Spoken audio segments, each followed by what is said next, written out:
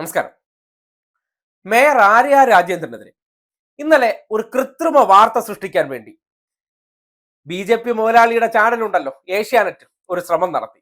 സ്വാഭാവികമായിട്ട് നടത്തും. ഇപ്പൊ മുതലാളി തോറ്റു നിൽക്കുന്നത് കൊണ്ടും അടുത്ത നഗരസഭാ തെരഞ്ഞെടുപ്പ് കടന്നു വരുമ്പോൾ മുതലാളിയുടെ കുറെ അടിമകളായിട്ടുള്ളവരെ വിജയിപ്പിക്കാനും തിരുവനന്തപുരം നഗരസഭ പിടിച്ചെടുക്കാൻ വേണ്ടി ഏഷ്യാനെറ്റിന് കൂടി വിടുപണി ചെയ്യേണ്ടതുണ്ടല്ലോ. അങ്ങനെ സംഘപരിവാർ മുതലാളിമാർ തീറ്റിപ്പോറ്റുന്നവർ ഇന്നലെ തലസ്ഥാനത്ത് ഒരു മഴ പെയ്തുടനെ ഏഷ്യാനെറ്റിൽ ഒരു വാർത്ത അങ്ങ് പ്രത്യക്ഷപ്പെടുകയാണ്. സ്വാഭാവികമായിട്ടും മഴ തുടങ്ങിയ ഉടനെ ഒരു റിപ്പോർട്ടറെ പറഞ്ഞ് നേരെ തമ്പാനൂരിലേക്ക് വിടും.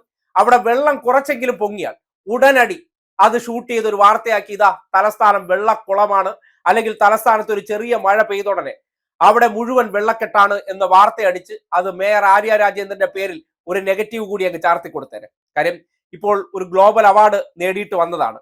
സ്വാഭാവികമായിട്ട് ആ വാർത്ത മുഖ്യെങ്കിലും സോഷ്യൽ മീഡിയയിലൂടെ പലരും അറിഞ്ഞിട്ടുണ്ട്. നഗരസഭയുടെ പ്രവർത്തനവും മേയറുടെ പ്രകടനവും മാധ്യമങ്ങളുടെ സർട്ടിഫിക്കറ്റിനപ്പുറം മികച്ചതായതുകൊണ്ടാണല്ലോ ഒരു അന്തർദേശീയ അല്ലെങ്കിൽ ഒരു ഇന്റർനാഷണൽ അവാർഡ് പോലും തേടി വരുന്നത്. പോരാത്തതിന് കേന്ദ്ര സർക്കാരിന്റെയും മികച്ച പ്രവർത്തനങ്ങൾക്കുള്ള അവാർഡും തിരുവനന്തപുരം നഗരസഭയ്ക്ക് ലഭിക്കുമ്പോൾ എങ്ങനെയും ആ മേയറെയും നഗരസഭയെ ഇകഴ്ത്തണമല്ലോ. അതിന്റെ അടിസ്ഥാനത്തിലാണ് കഴിഞ്ഞ ഏതാനും ദിവസമായിട്ട് തലസ്ഥാനത്ത് ഉച്ചയ്ക്ക് ശേഷം അതിശക്തമായ മഴ ഒരു 2-3 മണിക്കൂറിനകത്ത് പെയ്തിറങ്ങുന്നുണ്ട്. അതായത് ഈ തുള്ളിക്കൊരു കുടം എന്ന് പറയും പോലെയാണ് മഴ പെയ്തിറങ്ങിക്കൊണ്ടിരിക്കുന്നത്. അതിന്റെ അടിസ്ഥാനത്തിൽ പലയിടങ്ങളിൽ നിന്ന് വെള്ളമൊഴുകി പെട്ടെന്ന് തമ്പാനൂര് ആ റെയിൽവേ സ്റ്റേഷന്റെ മുന്നിലെത്തും. അതിനുശേഷമാണ് അവിടെ ഈ അടുത്ത കാലത്ത് അത്യാധുനിക സംവിധാനത്തോടു കൂടിയുള്ള ഡ്രെയിനേജ് സംവിധാനം അവിടെ നിർമ്മാണം പൂർത്തീകരിച്ചത്. അതിന്റെ അടിസ്ഥാനത്തിൽ വെള്ളം എത്ര ഉയർന്നാലും നിമിഷ നേരം കൊണ്ട് അത് ഒഴുകി പോകുമെന്നുള്ളതാണ്. പക്ഷേ ആ പൊങ്ങി നിൽക്കുന്ന സമയമുണ്ടല്ലോ, ഇത്രയും മഴ പെയ്യുന്നുണ്ട്, പലയിടങ്ങളിൽ നിന്ന് വെള്ളം ഒഴുകി അവിടെ ഒരിടത്തേക്ക് ഹോൾഡ് ചെയ്യുന്ന സാഹചര്യമുണ്ട്. അതുവഴി അതായത് ചെറിയ ഗ്രില്ലിട്ട ഡ്രെയിനേജിനകത്തേക്ക് ഇത് ഒഴുകി ഇറങ്ങുന്ന ഒരു നിശ്ചിത സമയം എടുക്കും. ആ സമയത്തിന് മുന്നോടിയായിട്ട് ഷൂട്ട് ചെയ്തുകൊണ്ട് ഇങ്ങനെ ഒരു വാർത്ത അടിച്ചു.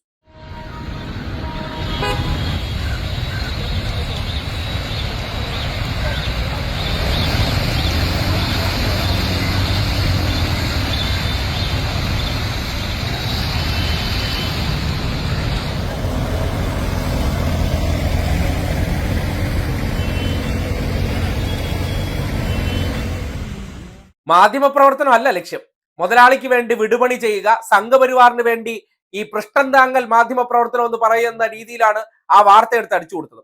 ഈ വാർത്ത പുറത്തു വന്ന് ഏകദേശം ഒരു അരമണിക്കൂറിനകത്ത് മേയർ ഈ സ്ഥലത്തെത്തുകയാണ്. ആ സ്ഥലത്തെത്തുമ്പോൾ എന്താണ് ആ സ്ഥലത്തിന്റെ ദൃശ്യമെന്ന് ആര്യ രാജേന്ദ്രൻ തന്നെ നേരിട്ട് വീഡിയോ എടുത്ത് ഇന്നലെ സോഷ്യൽ മീഡിയയിൽ പങ്കുവെക്കുന്ന സാഹചര്യമുണ്ടായി. ആ ദൃശ്യങ്ങൾ കൂടി ഒന്ന് കണ്ടേ.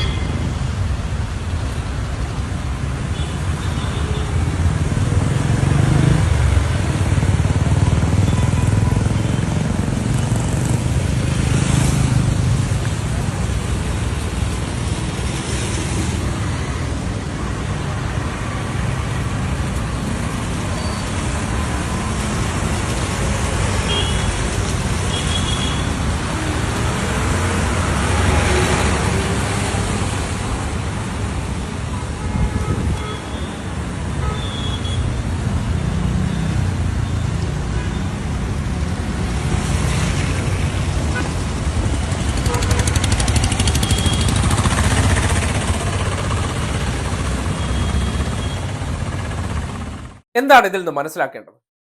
ഒരു മഴ പെയ്തുകൊണ്ടിരിക്കുകയാണ്. മഴ എന്ന് പറഞ്ഞാൽ അറിയാലോ, ഇപ്പോഴത്തെ മഴ ചില പ്രദേശങ്ങൾ കേന്ദ്രീകരിച്ച് തീവ്രമായിട്ടുള്ള മഴ പെയ്തിറങ്ങും. നിമിഷ നേരങ്ങൾക്കുള്ളിൽ വലിയ തോതിൽ വെള്ളം പെയ്തിറങ്ങുന്ന അല്ലെങ്കിൽ മഴ പെയ്തിറങ്ങുമ്പോൾ വെള്ളം കുത്തിയൊലിച്ച് പല പ്രദേശങ്ങളിൽ നിന്ന് ഈ ഡ്രെയിനേജിലേക്ക് ഒഴുകി എത്തുമ്പോൾ ഇത് ആ ഡ്രെയിനേജിലേക്ക് ഇറങ്ങി പോകാനുള്ള സമയം വേണമല്ലോ. ആ സമയത്തിന് മുന്നോടിയായിട്ട് ഈ ലോകത്ത് എവിടെയാണെങ്കിലും, ഇപ്പോ നമ്മുടെ വീടിന്റെ പിന്നാമ്പുറങ്ങളിലുള്ള സ്ഥലത്ത് കൂടി ഏതെങ്കിലും ഡ്രെയിനേജിനകത്ത് വെള്ളം ഇറങ്ങി പോകണമെന്നുണ്ടെങ്കിൽ ആ സ്പേസിനകത്തുകൂടി എത്ര വെള്ളം ഇറങ്ങുമോ അതിനേക്കാൾ കൂടുതൽ വെള്ളം ഒഴുകി വന്നാൽ എന്ത് സംഭവിക്കും? കുറച്ച് സമയത്തേക്ക്, എന്തിനേറെ പറയുന്നു, നമ്മുടെ ബാത്റൂമിനകത്തൊന്ന് ആലോചിക്കുക. നമ്മൾ കുളിക്കുകയാണ്, കൂടുതൽ വെള്ളം ആ ഓവിലൂടെ ഇറങ്ങി പോകാൻ പറ്റാത്ത വെള്ളം വന്നാൽ ഒരു കുറച്ച് സമയത്തേക്ക് അത് ഉയർന്നു വരും, പിന്നീട് അത് പതിയെ അങ്ങ് ഒഴുകി പോകുന്ന സാഹചര്യം ഉണ്ടാകും. അതല്ലേ ഉണ്ടാകുള്ളൂ. അത് ലോകത്ത് എവിടെയും സംഭവിക്കും. കേവലം ഒരു ബാത്റൂമിനകത്താണെങ്കിൽ പോലും സംഭവിക്കുന്ന സാഹചര്യമുണ്ട്. അതാണ് ആ വാർത്ത എന്ന് പറയുന്നത്. ആ മഴ പെയ്ത് തുടങ്ങുന്ന സാഹചര്യത്തിൽ ഒരു റിപ്പോർട്ടറെയും ക്യാമറമാനെയും അവിടെ വിടുന്നുണ്ട്. അത് ഉയർന്ന ഉടനെ എടുത്ത് ഇതാ തലസ്ഥാനം മുഴുവൻ വെള്ളക്കെട്ടെ വെള്ളക്കുളമേന്ന് അടിക്കണമെന്നുണ്ടെങ്കിൽ സംഘപരിവാറിന്റെ എച്ചില് വാങ്ങി നക്കിയിട്ട് ചിലരെ ആക്ഷേപിക്കാൻ വേണ്ടി ചെയ്യുന്ന വാർത്തയാണെന്ന് പറഞ്ഞാൽ അതിനെ നിങ്ങൾക്ക് നിഷേധിക്കാൻ പറ്റുമോ? ഒരു വ്യക്തിയെ എങ്ങനെയും സമൂഹത്തിന്റെ മുന്നിൽ ആക്ഷേപിക്കുക, അവിടെ ഭരണപരാജയം ഉണ്ടെന്ന് ഇല്ലാത്തത് ഉണ്ടാക്കി കാണിച്ച് വരുത്തുക, ഇതാണല്ലോ ചെയ്യുന്നത്. അതായത് ഇത്തരം വാർത്തകൾ ചെയ്യുന്നതെന്ന് പറഞ്ഞാൽ ഒരു വ്യക്തിയെ ടാർഗറ്റ് ചെയ്തുകൊണ്ട് വരുന്ന ഈ തദ്ദേശ സ്വയംഭരണ തെരഞ്ഞെടുപ്പിൽ BJP-ക്കാർക്ക് ഈ നാട്ടിൽ പ്രചരിപ്പിക്കാൻ കുറെ കള്ള വാർത്തകൾ സൃഷ്ടിക്കണം. അതിനുവേണ്ടിയുള്ള പരിശ്രമമാണ് മേയർ നേരിട്ട് തന്നെ വന്ന് ആ സ്ഥലം സന്ദർശിച്ച് അതിന്റെ വീഡിയോ എടുത്ത് സോഷ്യൽ മീഡിയയിൽ പങ്കുവെച്ചത്. അതിന്റെ അർത്ഥം എന്താണ്? അപ്പോ ഇത് കരുതിക്കൂട്ടി ചെയ്യുന്ന കാര്യങ്ങളാണല്ലോ. ഇതാണ് ആവർത്തിച്ച് പറഞ്ഞുകൊണ്ടിരിക്കുന്നത്. ചിലരെ പ്രത്യേകം ലക്ഷ്യം വെക്കുന്നുണ്ട്. അത് ഈ സമൂഹത്തിന്റെ മുന്നിൽ പാടിക്കൊണ്ട് നടക്കാനുള്ള അവസരം ഉണ്ടാക്കുകയാണ്. ഇന്നത്തെ ഈ മാധ്യമ പ്രവർത്തനം എന്ന് പറയാൻ പറ്റുന്ന സാഹചര്യമാണ് ഇന്നലെ തലസ്ഥാനത്ത് കണ്ടതെന്ന് പറയാതിരിക്കാൻ നിവർത്തിയില്ല. ഇതിനൊറ്റ കാരണമേ ഉള്ളൂ. ഒരു വ്യക്തി ഇരിക്കുന്ന പദവിയിൽ അവർ വളരെ ഭംഗിയായിട്ട് കാര്യങ്ങൾ ചെയ്യുന്നുണ്ട്, ഇടപെടലുകൾ നടത്തുന്നുണ്ട്, ജനങ്ങൾക്ക് അത് ബോധ്യപ്പെടുന്നുണ്ട്. ആ ജനങ്ങളെ തെറ്റിദ്ധരിപ്പിക്കാൻ എന്ത് ചെയ്യണം?